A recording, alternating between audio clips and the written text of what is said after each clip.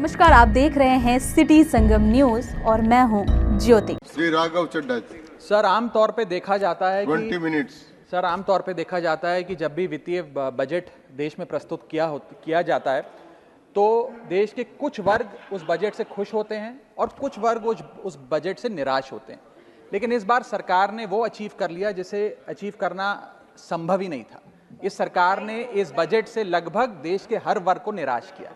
They have managed to displease all sections of our society. In fact, sir, Bharatiya Janata party के अपने समर्थक भी, अपने वोटर भी इस बजट से बेहद निराश हैं। सर, बजट 2024 में पिछले 10 सालों में टैक्स लगा कर सरकार ने एक देश के आम आदमी का खून चूस लिया। अब आप मानिए, आप 10 रुपए कमाते हैं, उसमें से 3-3.5 रुपए आप इनकम टैक्स के माध्यम से दे देते हैं, 2 रुपए 2.5 रुपए जीएसटी आपका चूस लेता है, 1.5-2 रुपए आपका कैपिटल गेन टैक्स लगता है, सेस सरचार्जेस 1-1.5 रुपए के लग जाते हैं, तो मात्र 10 रुपए में से 7-8 रुपए तो सरकार के खजाने में चला जाता है।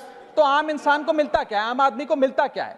और सरकार जो हमसे इतना टैक्स लेती है उसके बदले में सरकार हमें देती क्या है? कौन सी ऐसी अंतर्राष्ट्रीय सेवाएं, world class health care, education, transport सुविधाएं सरकार बदले में देशवासियों को देती है? मैं ये भी पूछना चाहता हूं। इसीलिए आज मुझे ये कहने में बिल्कुल भी गुरेज नहीं है that sir we in India today pay taxes like England to get services like Somalia.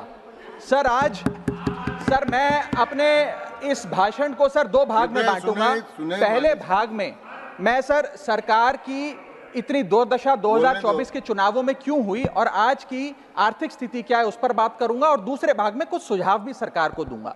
Sir, पहले 2019 में भारतीय जनता पार्टी की 303 सीटें थी।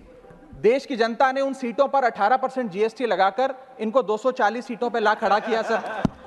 सर इसके कई कारण बताए जाते हैं। क्या आप सभी को पता है गर्ल्स को होती है पीरियड्स में कई सारी प्रॉब्लम, जैसे इरिटेशन, रैशेस और डिस्कम्फर्ट। बट इस प्रॉब्लम से रहने का एक है solution, We Care sanitary pad, जो दे आपको स्मेल फ्री, इरिटेशन फ्री और रैशेस फ्री, जिससे रहे आप ऑल टाइम फ्रेश।